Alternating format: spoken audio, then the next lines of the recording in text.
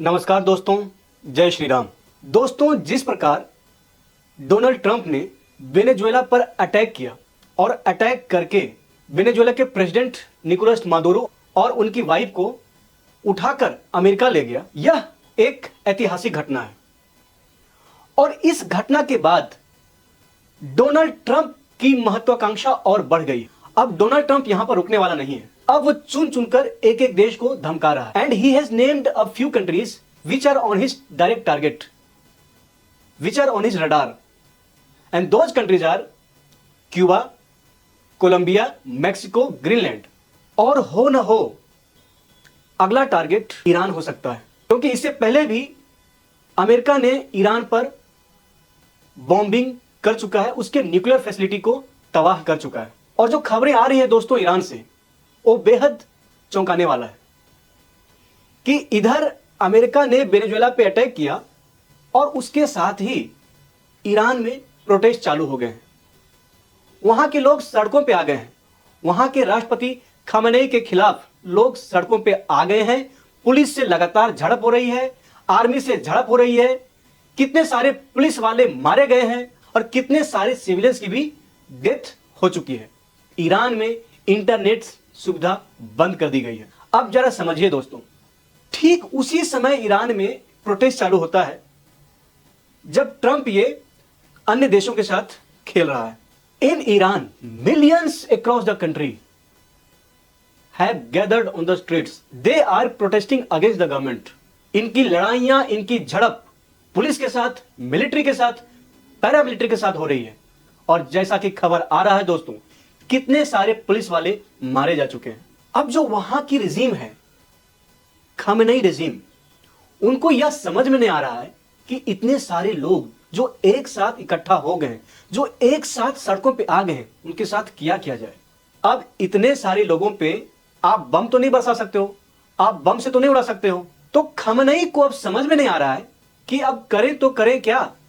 और इसके parallelly Donald Trump Iran को धमकी दे रहा है कि अगर तुमने एक भी प्रोटेस्टर पे गोली चलाई, we are waiting for you, we are locked and loaded for you. अब जिस प्रकार डोनाल्ड ट्रंप ने खमेनेई को धमकाया है बॉस, अब आप डोनाल्ड ट्रंप को इग्नोर नहीं कर सकते। डोनाल्ड ट्रंप इस समय पगलाया हुआ है और सत्ता और शक्ति का नशा उसके सर पर चढ़कर बोल रहा है। तो इस समय वो कुछ भी कर सकता है। You can expect the unexpected. वो इस कदर पगलाया हुआ है, वो इस कदर चिड़ियाया हुआ है कि he can do anything. You can't really predict him right now. What step he can take, you never know. News is coming from Iran. Nationwide protest erupted in Iran and there is internet blackout. अब इतने सारे लोग जो protest कर रहे हैं, basically they are fed up with the Khamenei regime. पिछले कई सालों से ईरान जो है वो मुस्लिम वर्ल्ड का लीडर बना फिरता था, वो मुस्लिम वर्ल्ड का चौधरी बन के फिर रहा था कि I will lead the Muslim world, Muslim countries. और हालत उसकी ये हो गई कि ये चौधरी बनने के चक्कर में उसका इकोनॉमी, उसका जीडीपी सब बर्बाद हो गया। Iran is also involve in four front war. It is at war with Israel. Iran का अभी अभी इसराइल से युद्ध हुआ था और उसके बाद यूएस ने उसके न्यूक्लियर फैसिलिटीज को बर्बाद किया। और अभी हालत ये हो गई है कि ईरान की इकोनॉमी बिल्कुल चरमरा गई है, उसका जीडीपी बिल्कुल खत्म हो गया है, उसका करेंसी बिल्कुल चरमराई हुई है।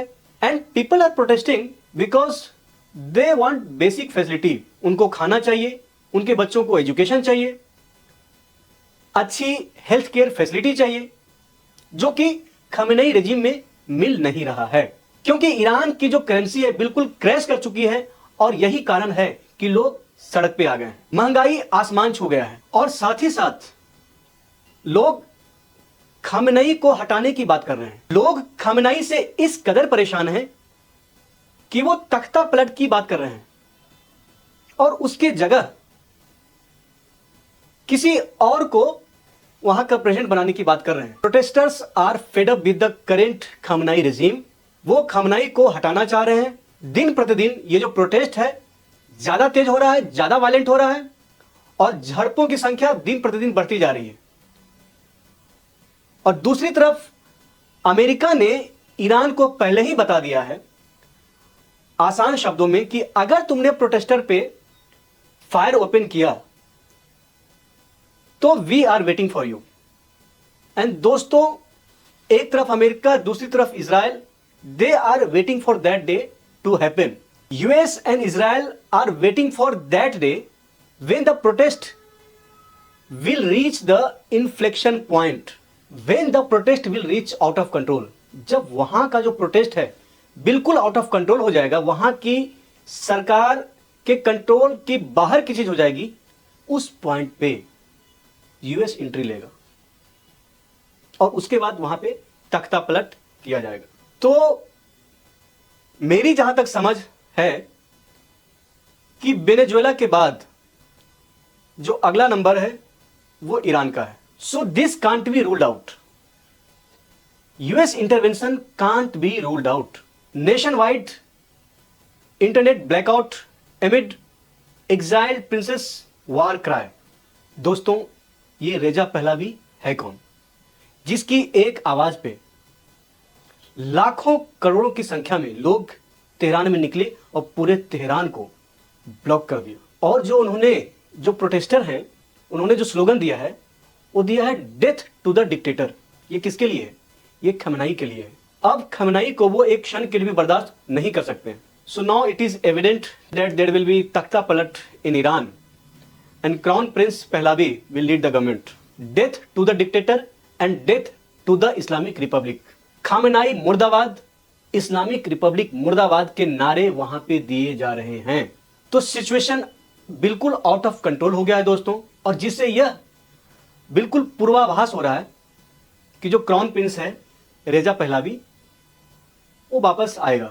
मुल्ला मौलानाओं का जो रिजीम है, इस्लामिक रिजीम, जब ये गिरेगा तो वो जिस फेस के लिए लड़ रहे हैं, जिनकी एक आवाज पे पूरे देश के लोग सड़कों पे आ गए, वो है Reza Pahlavi. So the protester see Reza Pahlavi as their future leader. इसके साथ ही एक समाचार और निकल के आ रही है कि Reza Pahlavi is likely to meet president Donald Trump next week at Mar-a-Lago. सो दोस्तों, समथिंग इज कुकिंग अप। कुछ तो खिचड़ी पक रही है। पैरेलली वहां पे प्रोटेस्ट शुरू होते हैं। अब दोस्तों, यूएस को तुरुप का इक्का मिल गया है रेजा पहलावी के रूप में। और जैसा हम जानते हैं कि ईरान का 90% तेल चीन खरीदता है, और जैसे ही ईरान में तख्ता पलट होगा तो आप याद रखना, अमेरिका सबसे पहले वहां के गवर्नमेंट को यह कहेगा कि आप चीन को एक बूंद भी तेल मत बेचना। उसने वेनेजुएला से भगाया, अब वो अगला ईरान से भी चीन को बाहर का रास्ता दिखाएगा।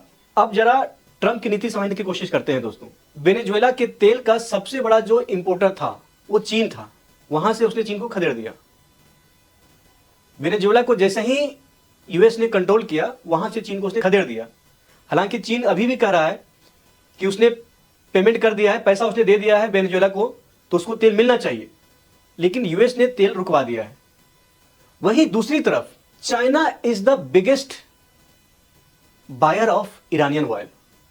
90% of Iran oil is exported to China.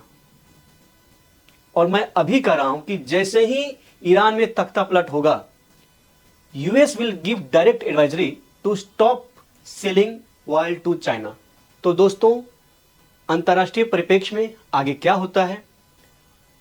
Iran का जो प्रोटेस्ट है दिन प्रतिदिन बढ़ता जा रहा है, और ये प्रोटेस्ट कहां तक चलेगा? क्या ये प्रोटेस्ट तख्ता पलट करके ही रुकेगा या फिर उसे क्रश कर दिया जाएगा?